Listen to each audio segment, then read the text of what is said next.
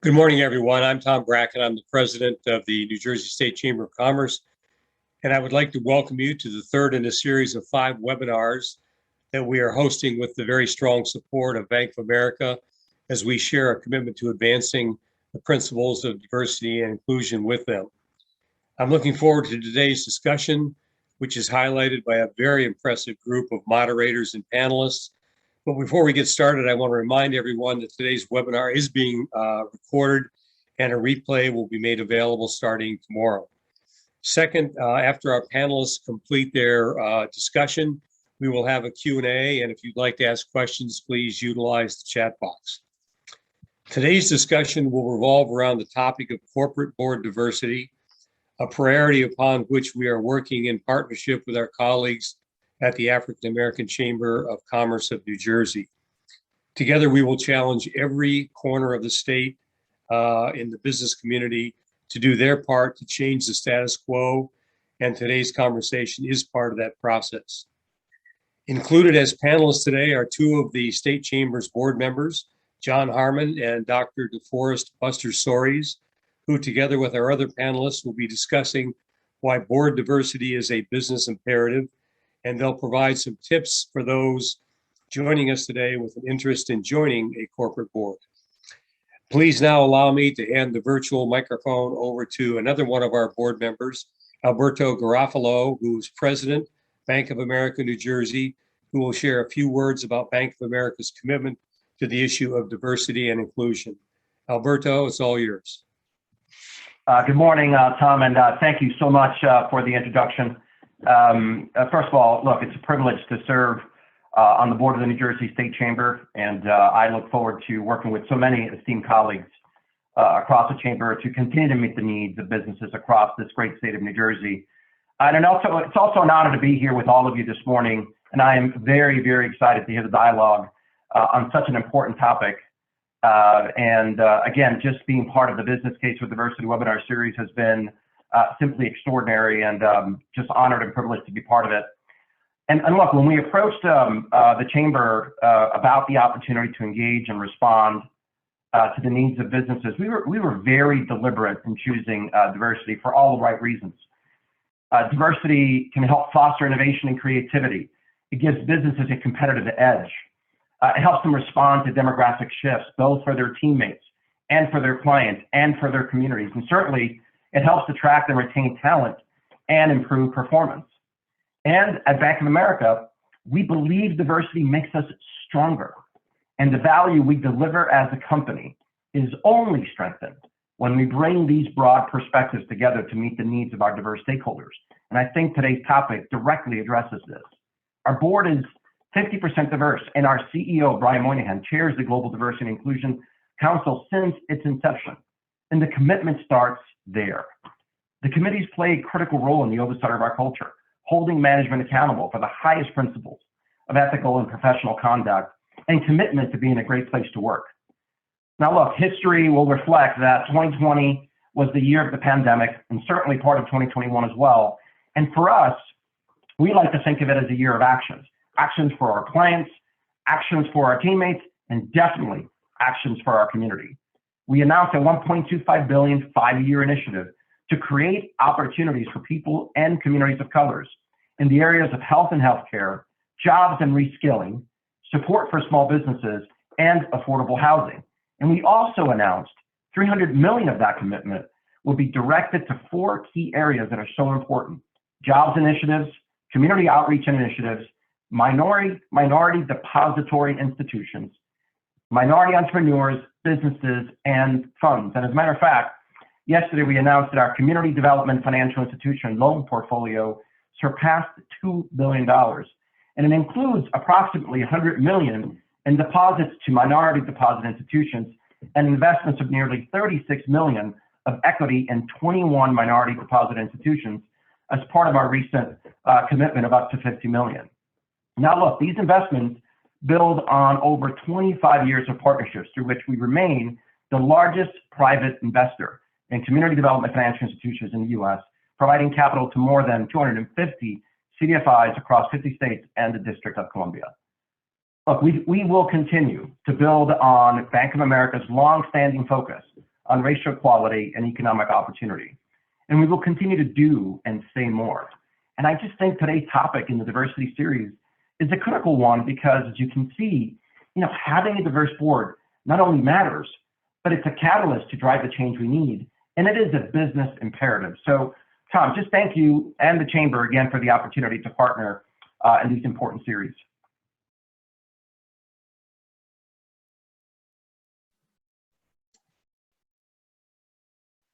Thank you for your support and leadership, Alberto and Tom, and welcome everyone. My name is Patricia Teffenhart, and I'm the Senior Vice President of Strategic Initiatives with the New Jersey Chamber of Commerce, with a focus on our commitment to diversity and inclusion. We had over 150 registrants for today's discussion, a real testament to New Jersey's commitment to reimagining business as usual. Together with the African American Chamber of Commerce of New Jersey, we are working to advance 5 strategic priorities: workforce diversity, supplier diversity, access to capital, corporate citizenship, and board diversity, the topic about which we'll be talking today. At the end of the day, corporate boards establish the foundation upon which the rest of our business priorities are built. A corporate board sets the policies that weave diversity and inclusion principles into the very fabric of the company's structure. And a corporate board should ensure that the values espoused and the types of corporate statements that were plentiful in the aftermath of George Floyd's murder turn into tangible action. And with that, let me introduce today's moderators. Anjalee Khemlani is an award-winning journalist and senior reporter at Yahoo Finance. Her role includes live coverage and published reports of all things healthcare. Prior to Yahoo Finance, Khemlani was a managing editor at ROINJ, where she now contributes articles on all things DEI. Philanda Fox Nixon is the Chief of Policy and Government Affairs for the African American Chamber of Commerce of New Jersey. She is also a leadership consultant and the franchisee, publisher, and editor of Tap Into Denville, an online news site. Philanda is a graduate of SI Newhouse School of Public Communications at Syracuse University and received her law degree from Georgetown University Law Center in Washington, D.C. I'm going to turn the virtual microphone over to my 2 colleagues so they can begin our panel. Good morning, everyone, and thank you, Tom, Alberto, and Patricia. And thank you all for joining us this morning. With so many of you here today to visit us, we are cognizant of the fact that you are here for varying reasons. You might be joining us here today because you're a corporate leader looking to better understand why and how to diversify your board. You might be joining us because you're an individual interested in contributing your perspective and expertise and to inform the important decisions made in the corporate boardroom. Because our time is limited, our goal is to provide some content that will further pique your interest in this topic, no matter the reason you decided to spend your morning with us. So let's start by asking our panelists, who have very long and very impressive bios, to very briefly introduce themselves. So let's start with Dr. DeForest Soaries. If you could just tell us a little bit about your journey along the way to becoming a corporate board member. Sure, thank you so much. Thanks to Tom and the New Jersey Chamber. Thanks to Bank of America, my bank. I don't own it, but I owe them money for the sponsorship. Thanks to Patricia for her hard work, and certainly thanks to the African American Chamber of Commerce that has been on the battlefield for diversity and inclusion and equity for many, many years. I've been the pastor of First Baptist Church in Somerset since November of 1990. I retired in July of 2021. And during that time, I've had an opportunity to also serve in government. I served as Secretary of State under Christine Todd Whitman, and I've served on 7 corporate boards, starting with a community bank in Somerset. It was a 1-branch bank. Our corporate headquarters was upstairs, the branch was downstairs, and it was my first experience on a corporate board.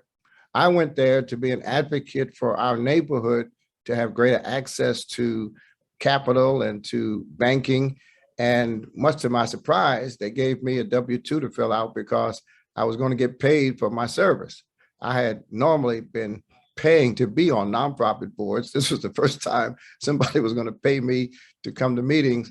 and it's just been a great experience. I'll talk later about some of the challenges, but I have recently taken an opportunity to organize an effort to help Blacks and Hispanics and women, and of course, anyone who would join, to give them an insight from inside the boardroom. There are very few venues that a person can use to prepare for boardmanship.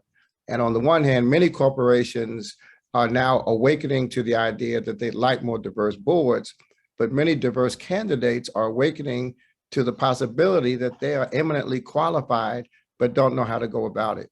So that's why I'm here. I'm happy to be here, and I'm grateful for this opportunity to share in this marvelous presentation. Thank you so much. And so, John Harmon, if you could briefly tell us your road to the corporate boardroom. Well, mine was similar to Dr. Soaries, served on a number of nonprofit boards. Nationally, I sit on the board of the U.S. Chamber of Commerce and also the National Black Chamber. Here in New Jersey, I'm on the board of Hackensack Meridian Health. I'm also on the board of Investors Bank. And there's going to be another announcement coming soon of another public board that I'll be joining. And so this is exciting for us to mention our ability to be around the table to help set policy and help provide some oversight and governance. It's a great place to be.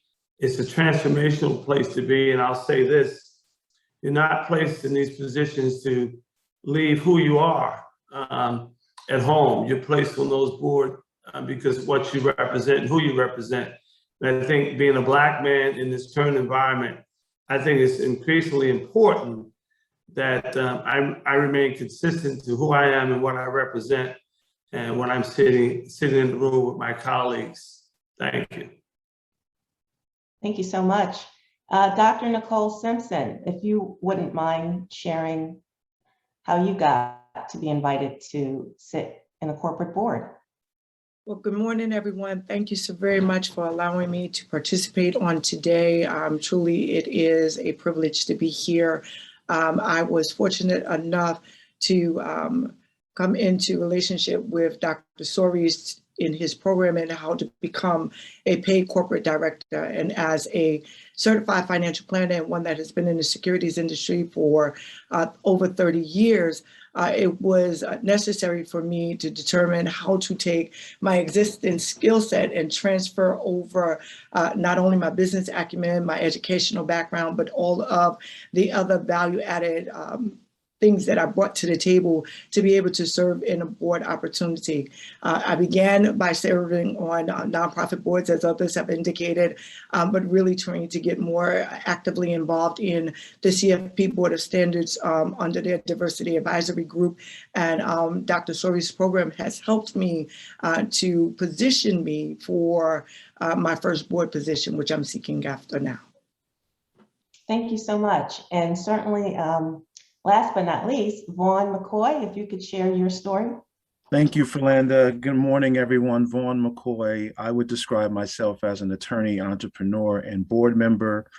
And I've been introduced to board committees and board services probably going back until about 1990 or so, when back in the day, New Jersey used to have the corporate ticket committee of the Kickoff Classic that used to be held at the old Giant Stadium.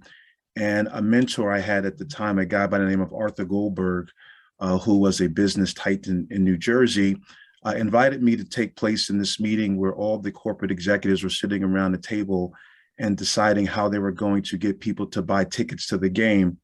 And so that kind of whet my appetite of being involved. And then over the years after I graduated from Rutgers University, shortly thereafter, I was invited to be on the Hall of Fame committee for Rutgers University. And all of those opportunities kind of developed into other opportunities, really starting at home.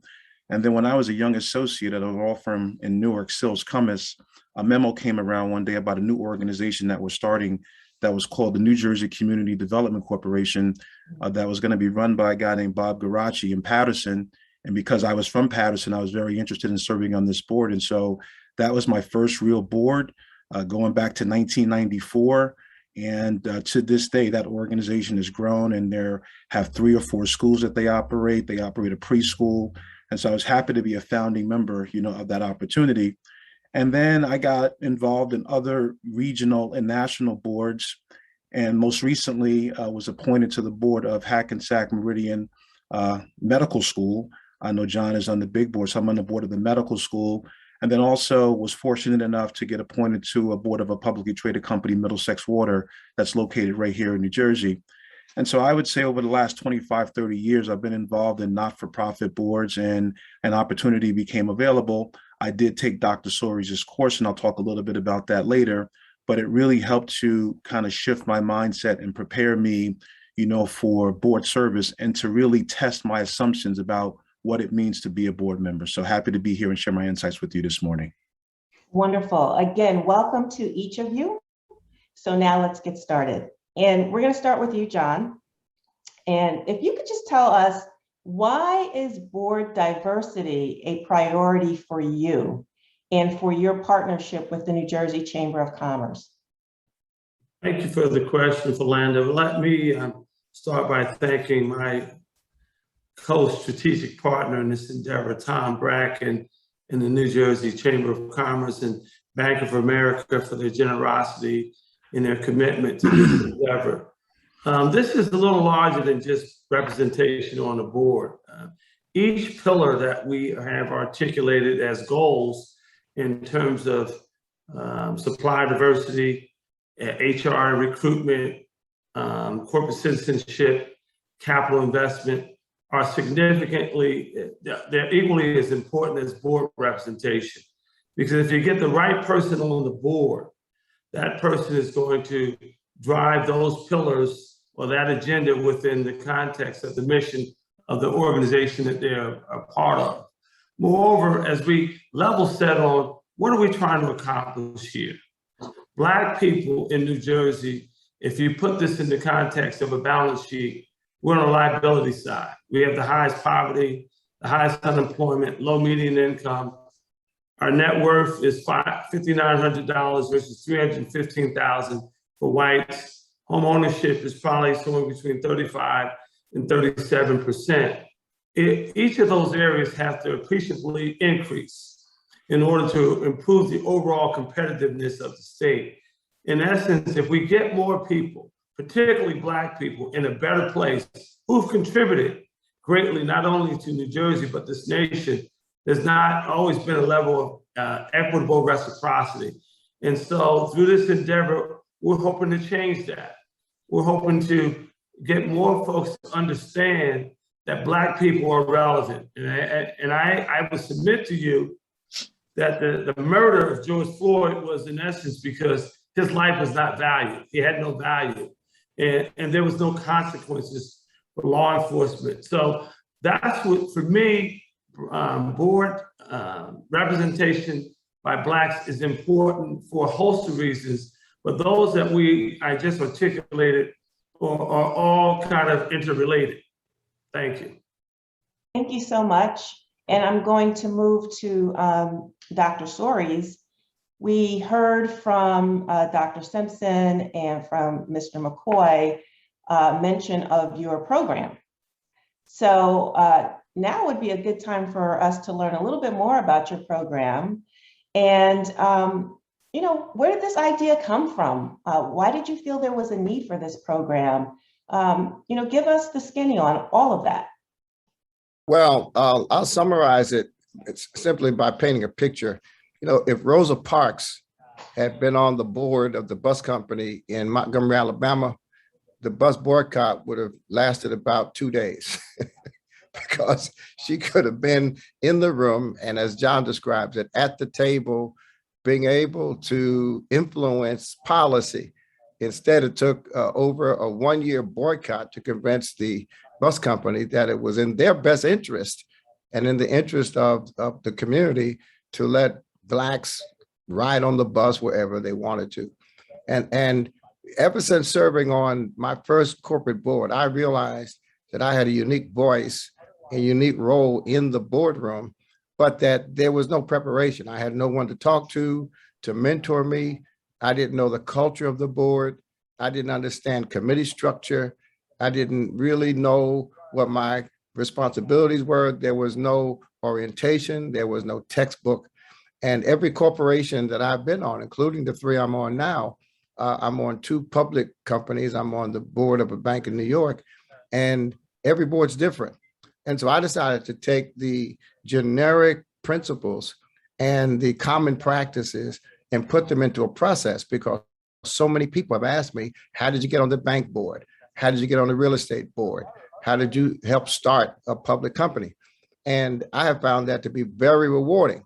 And I did that also because people like Nicole Simpson, very, very qualified, doctorate degree, certified financial planner, Juan Mccoy, who is an entrepreneur in his own right. He was second in command at the Attorney General's office of New Jersey. These are people who I know have the requisite skills, have the personality, have the business acumen to serve in influential positions. Now, I have to say, I am not really preparing people to serve on the boards of Prudential and IBM and General Motors.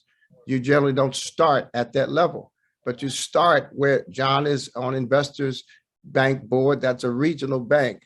Vaughn is on a water company. That's a local company. I started in the community bank, and there are literally thousands of opportunities beyond the Fortune 500 that we just don't know about.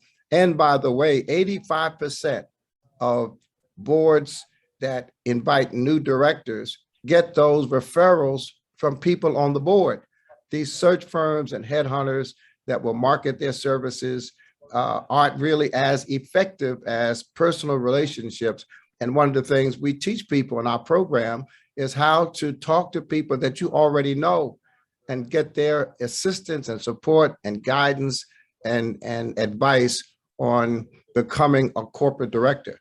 I'll go back to Bank of America. In the case of major corporations like Bank of America, especially in the financial services space, advisory boards can be as effective as the boards themselves, because they have markets. Alberto is in charge of the New Jersey market, and to have an opportunity to advise a guy like Alberto is a tremendous asset, both for your own personal and professional development, but more importantly, for the benefit of those that need access to the kind of resources that these companies represent.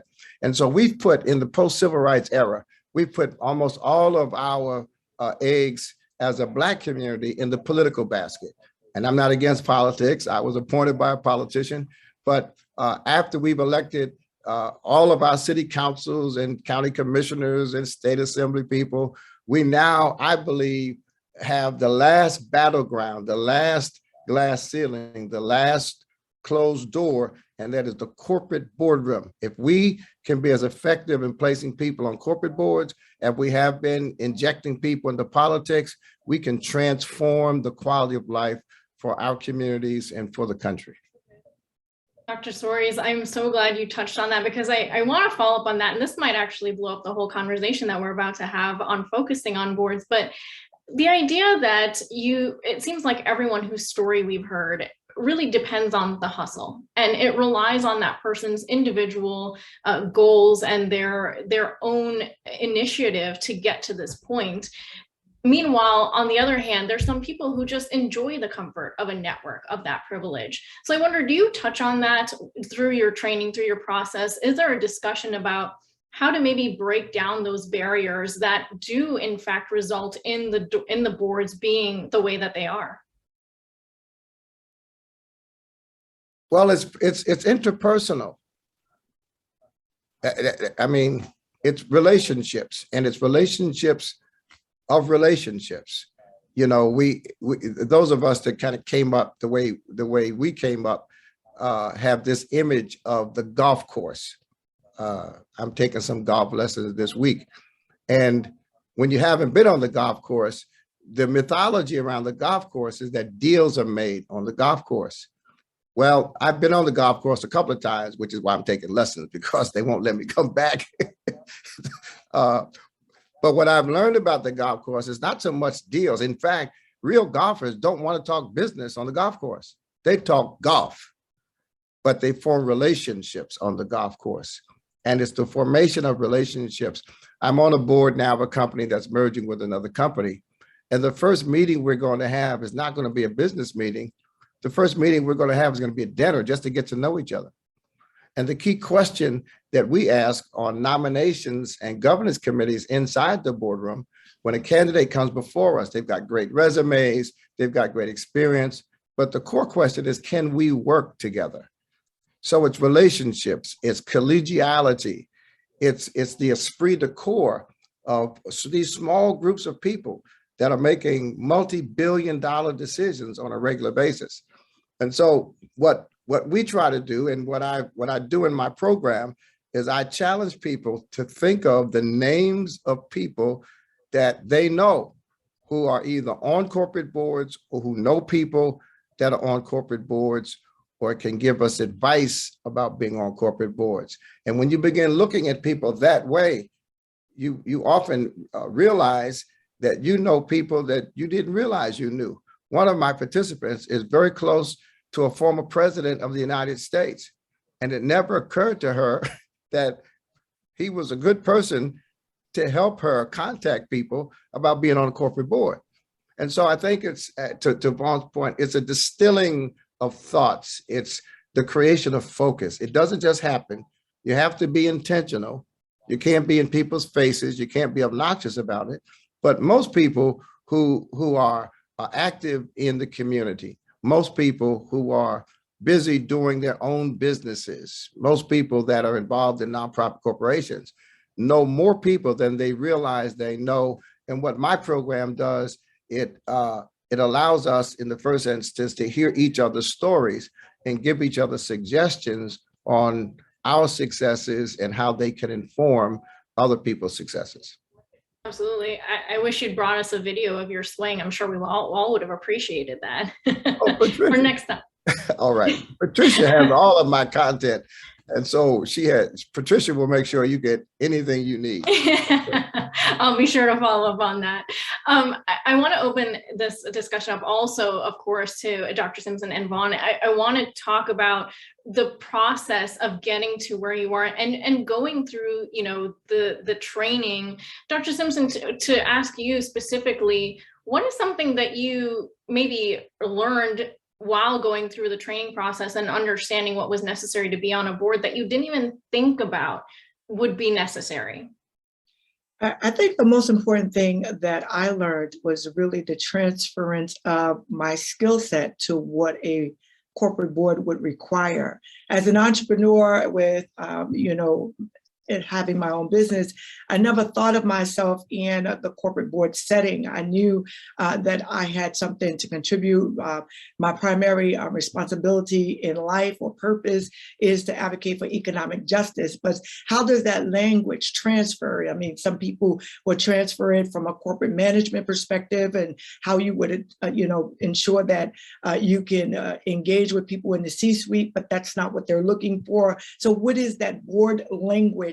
And how do I take my skill set, the things that I've acquired, the businesses that I've supported, how do I present myself in a way so that they can see my skill set is equitable and that I bring a value added to any particular corporate board, and the areas of which I would stand out as a worthy supporter or ally in that conversation. I think Dr. Soaries has taken us from that and how to have us to expand on our way of thinking and seeing where it is that we fit. So as I was going through the process and utilizing my entrepreneurial skills and even with my business background, along with my degree in transformational leadership, I was able to hone in and target where would I be most effective in a board search? Where would I fit in best? Where can my skills and my gifts be utilized most efficiently? And so it allowed me to target that particular area.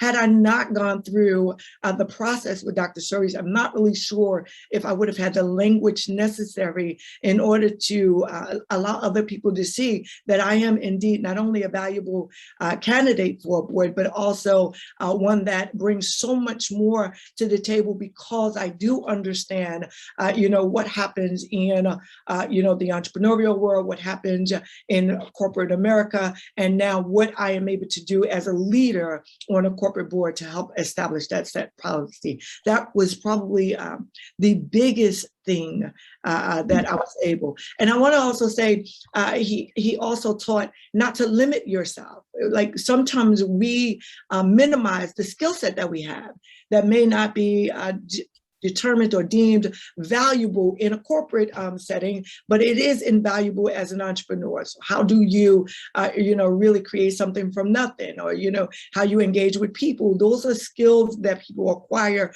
over the years that have allowed them to be efficient and effective in the work that they do overall. And it is not to be minimized, because all of that is strategic in our advancing any level of policy or dialogue with, community at large from a corporate perspective. Thank you. My question, I want to focus on the individuals who actually are recruiting for members to be on the board. So there is a template that seems to exist that CEOs of other public corporations are suitable to be on boards of their counterparts. How do we break that way of thinking, John, and to get these corporate board leaders to look at other traits? Because many Black people, let's face it, we're not CEOs of major corporations, so we can't check that box. How do we get them to look at us in a way that they're valuing our skills and our talents differently? Well, I think when I listen to Dr. Simpson, Juan Mccoy, or Dr. Soaries, it's up to us to break those perceptions. Our success affords others the opportunity to potentially be pursued. So how we conduct ourselves in the public square, how we are adding value and impact in our respective areas of operation. Those who are seeking talent, and Dr. Soaries kind of alluded to it, they find the pathways to find that talent through networks, through their relationships, be it social gatherings, et cetera. But at the end of the day, each individual has to do a personal assessment of themselves and really quantify what is their value proposition. What are they bringing to the table? So if you look in this current environment, there's a big push for diversity and inclusion. So Black people today there's a lot of interest, but everyone loves a winner. And so they want to make sure that they get the right person. And so we have to make sure that we are the right person, that we're buttoned up, that we have the right temperament, that we know how to conduct ourselves in a professional manner, even when there's uncomfortable situations in boardrooms, because that will happen. And so how do you respond as you become a part of this new ecosystem to provide value for the organization that you represent, and also value back to your constituency, whether it be your family, whether it be the organization you represent outside of that organization? It's a lot to ask for, but we have the wherewithal to deliver. And so I think Dr. Simpson referenced that kind of mindset, knowing that you have it, is important. You have to come to the contest knowing that you belong there. You cannot be, once you get in the room, there's no time to start being like Michael Jackson and start backpedaling. You got to step up to the plate and be prepared to hit the ball, hit the cover off the ball. You got to be prepared. You got to study. But at the end of the day, when you get the call to action, you have to be ready to respond. Philanda, let me add to what John said, because I agree with every word. And to your question specifically, there are a couple of things to know. Number one, the smaller the company, the more likely it is that someone without board experience or someone who was not a CEO will be taken very seriously for a directorship. And by small, it could mean just in size. It could mean a startup company. It could mean that equity investors have invested in a startup or venture capitalist, and you're going really to represent their interests. But in addition to personal initiative, packaging yourself, having a board resume, there are policy initiatives that have already started and will continue to create more opportunities for diverse candidates. The state of California has now passed a law that said any public company based in California must have females on their board, and in a couple of years, it'll be other underserved populations and ethnic minorities. NASDAQ, the listing company for small caps, has said that any company in the next couple of years that does not have a diverse board will be delisted. There are many other states considering legislation. The investor community, BlackRock and other major investment houses have said that they will not invest in companies that don't have diverse boards. The growing accountability factor in corporate America today is something called ESG. Every board has to report in its annual report on ESG. Investors want to know what's your ESG strategy, what's your ESG status. The E stands for environment, and every public company is now accountable to report publicly what it's doing to support efforts to help the environment. The G stands for governance. How well is your corporation being governed? And that often leads to diversity. But the S stands for social. Is the corporation attempting to be a socially responsible corporation? And that includes creating opportunities, both internal and external, to impact the quality of life for Black people, for women, for Hispanics, for Asians, for people who are not CEOs. And so from a policy perspective, we see shifts happening where the public space and the investment space is really putting pressure on companies. And so companies are literally looking for women, looking for candidates, but at the same time, every board has a fiduciary responsibility to protect the interest of their investors, which means that every time a person, doesn't matter what their background is selected by a board for a board, they're representing the investors, and their resume, their experience has to justify why the other directors believe that particular director is qualified to serve in that position. Thank you. And my next question is for Vaughn. One of the things that I've heard this morning that I think is very important is recognizing that we have to take baby steps, right? So we may have to start in the nonprofit world and build ourselves up to getting to the corporate board level. Can you talk to us, Vaughn, about when those opportunities present themselves in the smaller realm in nonprofit? What is it that we should be doing when we're on that board to kind of get ourselves trained for the bigger opportunity when it presents itself and we can hit the ground running? Sure, thank you. I think the first thing I would say to that is I never started out wanting to become a corporate board member. My motivation was always to serve. And much to the chagrin of my wife, you know, I left the private sector 3 times to go work in government service as a federal prosecutor, as a state prosecutor, and as the chief operating officer of a city. So I just have a servant's heart, and I want to give, and I want to be able to give back and have tangible impact. And so that was always my motivation for every board that I served on. And I think that comes through. And so I would just say to everybody on this call, you know, what's your motivation for wanting to become a board member, paid or not? And I think that will kind of determine, you know, what your strategy is. once I started to serve on not-for-profit boards, as Dr. Soaries said, I got on committees.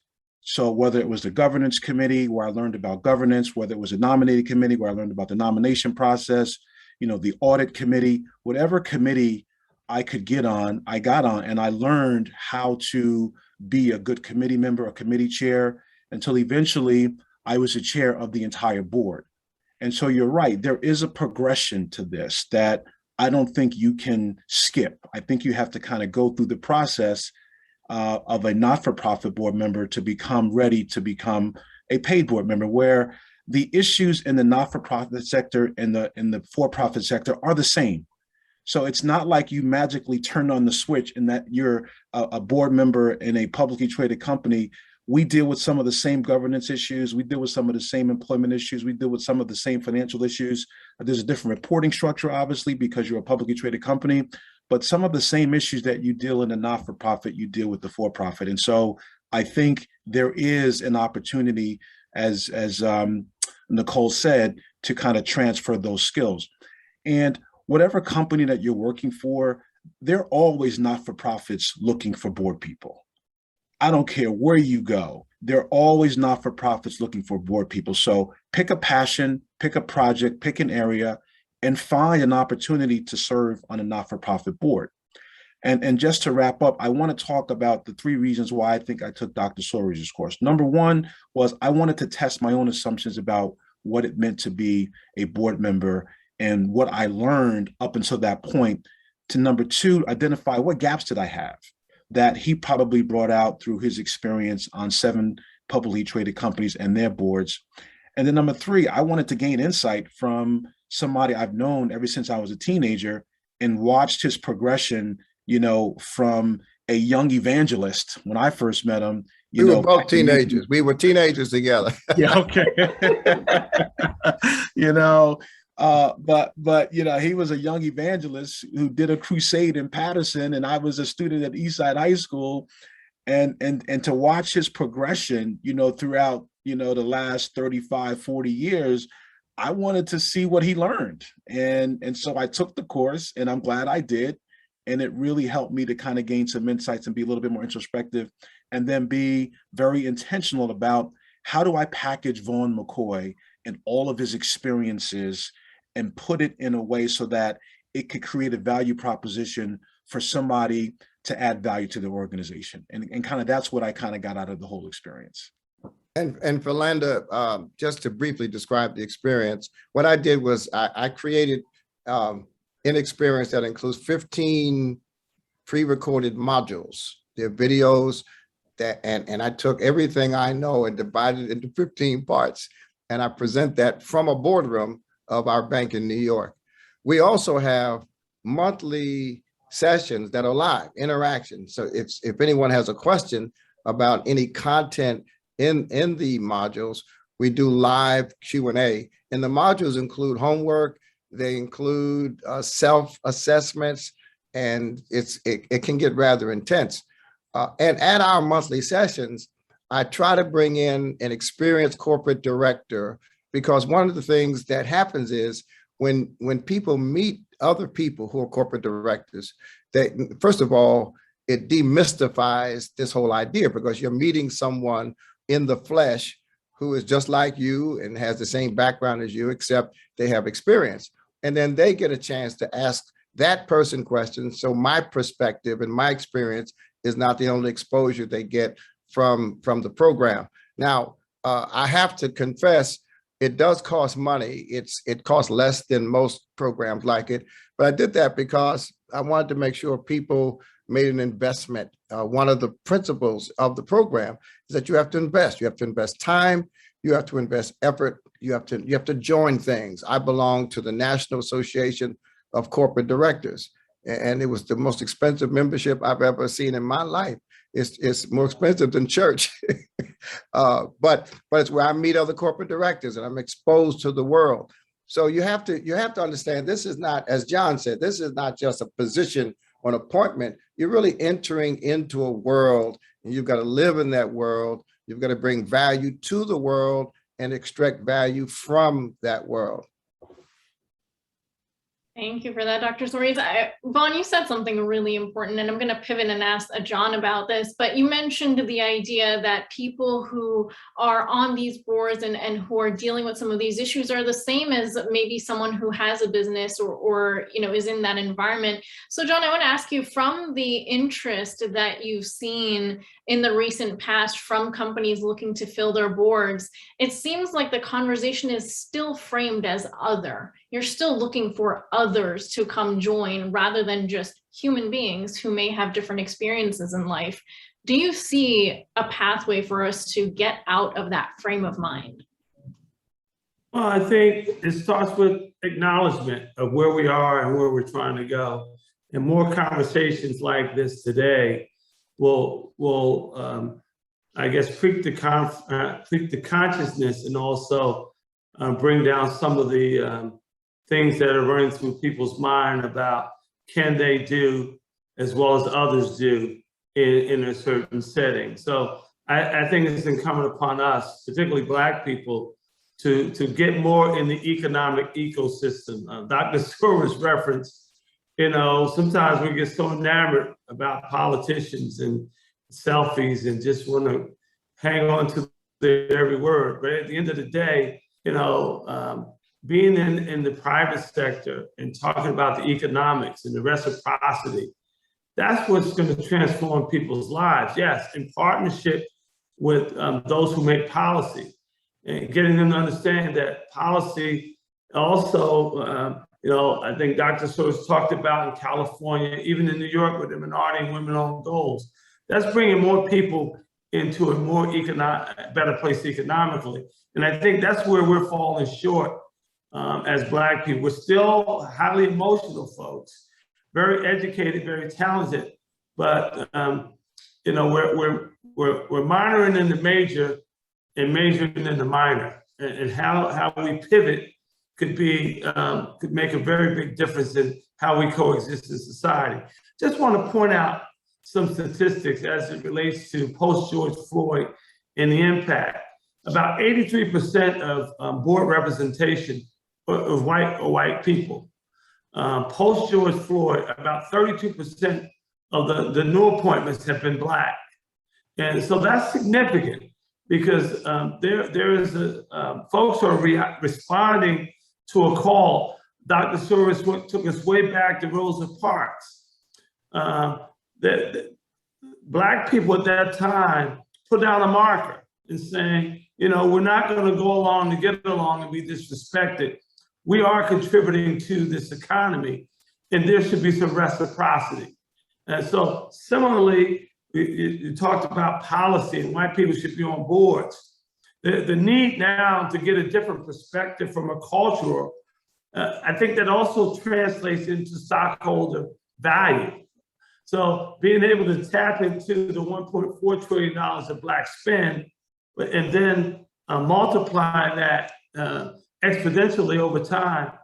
At the end of the day, stockholders want to get a return on investment, but also corporate citizenship also affords a return on investment. And the last thing I'll say, on many of the nonprofit boards, you find some very well-connected, very wealthy individuals who, again, you can start to foster a relationship with them, and God knows you don't know where that will go. So don't sleep on being on a nonprofit board. And lastly, it is all about service. Yeah, Anjalee, that's a great question. I did an article about diversity and included in that article the need for diversity of age. The average director of a corporation in America today is around 62 years old.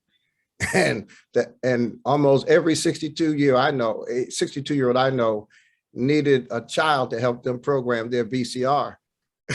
and a lot of 62-year-olds are still using flip phones.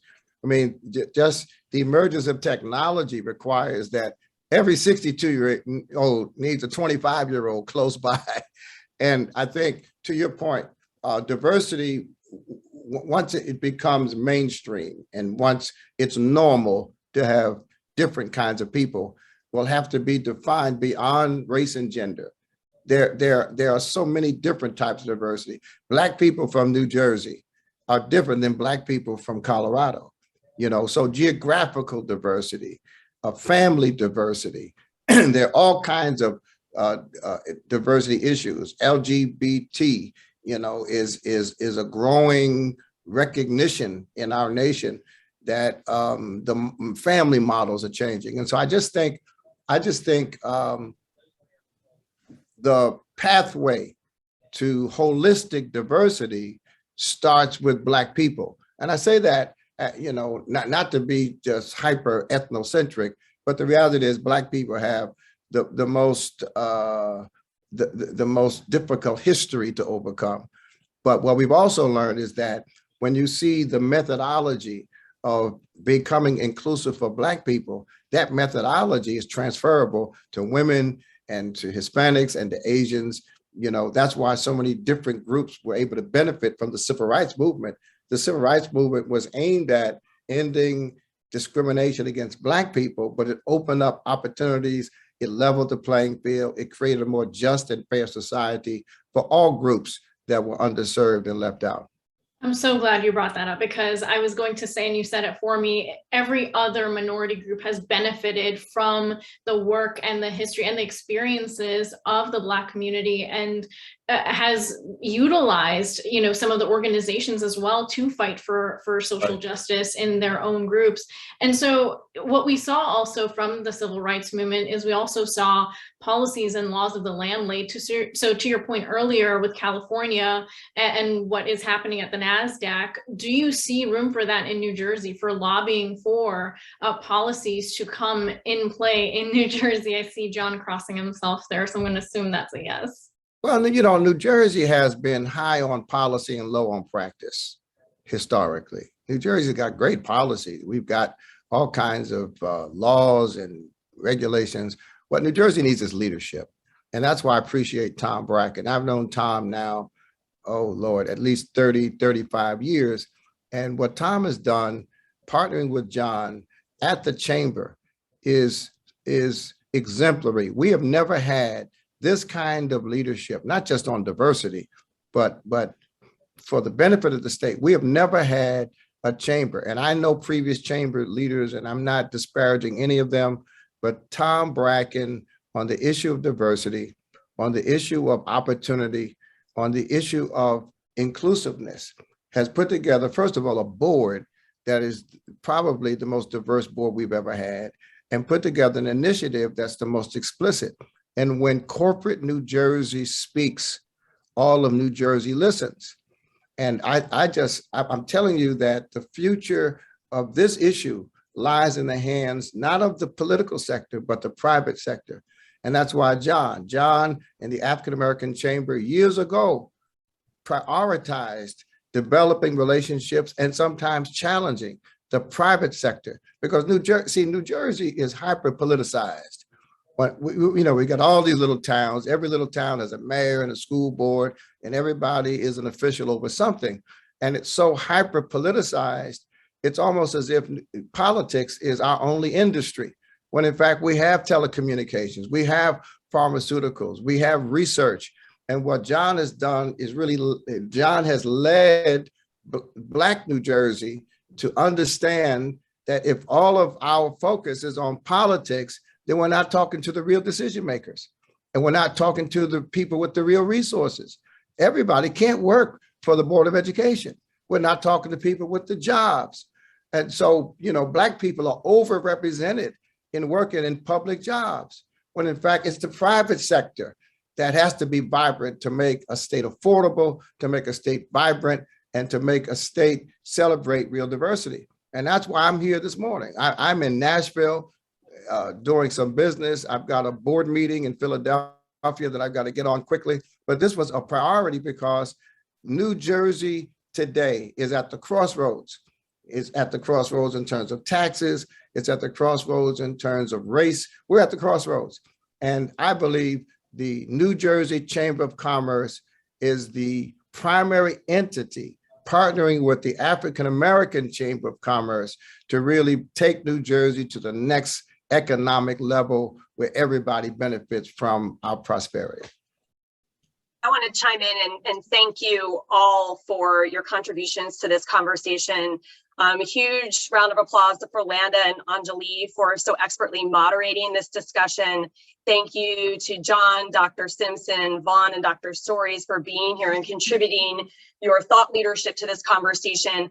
I have a couple points, and then I have a question that's come in through the chat that I want to make sure we cover. I know that some folks might have to leave because we're up against the clock, so I want to be respectful of everyone's time. But if you have a couple more minutes, I really want to make sure we get this last question out, because I think it really is the most important takeaway for those who are attending here today, who are thinking about diversifying their boards. But first, I'm going to take a moment of personal privilege and say I want to thank you all for contributing so much to the conversation around nonprofit boards.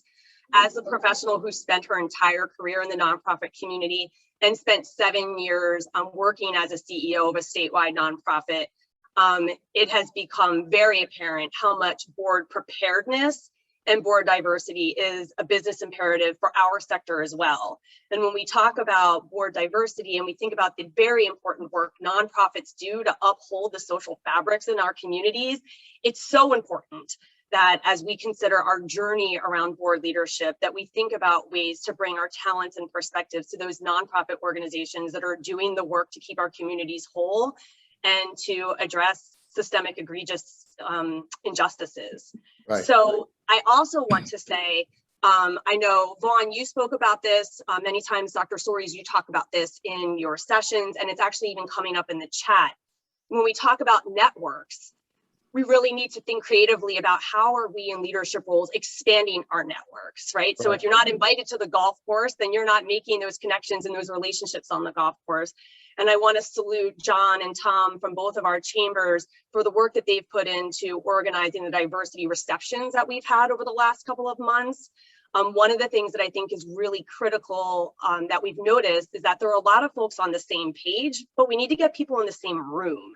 Right. And so we've seen the organic networking that's come out of those receptions as something that really can help bridge the gap between where I want to be and where I actually am and who I want to network with versus who is in my network. So kudos to the leadership of both of our chambers for taking on the opportunity for us to just be in the room with each other, which is crazy that in 2021 that is sort of a novel idea. And with that, I'm going to ask the question, and this is open for anyone. There's a lot of focus, understandably, on candidate readiness, but what can and should board leaders or C-suite professionals do to ensure that their board is inclusive and equitable, not just diverse? What's the work that goes in on the corporate side of things to ensure that they are ready to live up to the principles that they espouse in the kinds of statements that were very plentiful after the death of George Floyd? Yeah, first and foremost, it's onboarding. Many boards, you'd be shocked to know, many boards just invite you to the meeting and that's it. And they assume you understand everything. And so boards need to have really solid onboarding programs, formal, where when new directors come on, you know, you're a Black director, you're sitting around, you don't know. I was on a board one time, or I'm on a board now, where if the meeting starts at 8 o'clock, the culture is everybody's there at 7:50. And if everybody's there at 7:50, they start the meeting. So then I walk in at 7:55, proud that I'm early, only to discover that I'm late. and no one told me. So onboarding is absolutely critical. And then having informational sessions from time to time, discussing the business case for diversity. So this is not a kumbaya movement. This is not a touchy-feely movement. Everybody on the board needs to understand the value of diversity as a business proposition, a value proposition. And then finally, there ought to be formal training on boards for unconscious bias, because if you're only used to being around people like you all the time, everywhere, your language, your speech, a lot of things you do are just offensive. And you can't just pick it up along the way. And so in all of our boards, we have unconscious bias training, we have onboarding to minimize the likelihood of something going wrong. And as you increase diversity, you increase complexity. And I think those are three things that I recommend. By the way, we're talking about diversity and history. We have in this meeting today, the first Black president of Kean University, Dr. Lamont Repollet. And I just want to acknowledge that, because we don't want to talk about where we're trying to go without acknowledging where we are. And Dr. Repollet is former Commissioner of Education for New Jersey, first Black, and now the first Black president of Kean University. And Thank Patricia, you for acknowledging. Oh, I'm sorry, Vaughn, go ahead. I just wanted to say, I mean, just to kind of wrap up what I think Dr. Soaries said, and, you know, diversity is not a substitute for excellence. It enhances excellence. Right. And I think that's the point that we have to drive home when we're in the room with a lot of these folks. It's not a substitute. It really enhances the excellence of the organization. And then I think another thing that I think the chamber would do, both chambers, all these chambers have members. I think the chambers need to push their members to do their own internal analysis of their own boards to make sure that there's some external pressure, you know, being exerted as well from the chambers to challenge their membership. We're doing this. You're paying dues to be a part of it. We don't want to look like hypocrites. We can't be out here supporting and doing this initiative and all of our members' boards are not as diverse as they should be. And I think that's the power of the New Jersey Chamber and the African American Chamber coming together and really being thoughtful and developing a strategy about how do we change the landscape? How do we change the game? And I'll just leave with this. I saw Hamilton a few weeks ago, and there's nothing more poignant than that song, Being in the Room When It Happens. And it's all about us kind of being in the room when it happens. Oh, thank you for that call to action. I want to be cognizant of time. We're at 10:06. I appreciate there's been a lot of really great comments in the chat box. Attendees are thankful for the conversation and for your contributions to this topic. People are asking whether or not we're going to do this again. I assure you we're just getting started. It seems so obvious based off of the number of people who attend and the fact that I think we're all feeling pressed for time. We have so much more we want to say and contribute to the conversation that there will be parts 2 of this. I want to, and this will all go in a follow-up email to everyone. But again, Dr. Soaries is launching his next masterclass, which will take place on November 9th at 7 p.m. You'll receive information about how to register for that. On November 5th, we're having a similar discussion, but the focus is on supplier diversity. And similar to the call to action that Vaughn has issued here as we wrap up today, I know that our panelists that are part of that discussion are also looking to see where our partners are willing to put their priorities on the table and make clear strategic goals publicly available as we talk about supplier diversity. On the 10th of November, we have our statewide diversity dinner, the last of our series of events that we're co-hosting this year with the African American Chamber of Commerce in New Jersey. We have celebrated some incredible community members across the state so far, and we'll be doing that again in November, so we hope you can join us. I'll send you the link for that as well. When it comes to boards, in addition to being on corporate boards and nonprofit boards, I think we all share a mutual interest in ensuring that the perspectives of our colleagues are understood in government boards as well, government boards and commissions. And so on November 30th, we'll be co-hosting with the African American Chamber a conversation with Governor Murphy's Director of Appointments, Sam Parker. And she'll be running through about a 45-minute conversation to just allow everyone to understand the process of getting appointed to boards and talk about some of the vacancies that are currently available, right? You want to be in the room where the decisions are made. And then finally, just thank you. I'm so appreciative of all of you who signed up to be with us this morning. I'm thankful for the leadership of both of our chambers for embarking upon this initiative. And I'm endlessly grateful for each of you as colleagues for the work that you do every day and for the opportunity to amplify this important work.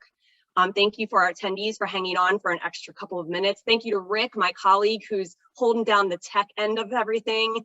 And everyone, please be well. Enjoy the rest of your day. I assure you, you will hear from us soon as we continue to have these important discussions, and we look forward to having them with you. Take good care. Thank you, Patricia. Thank you. Thank you, everyone. Thank you.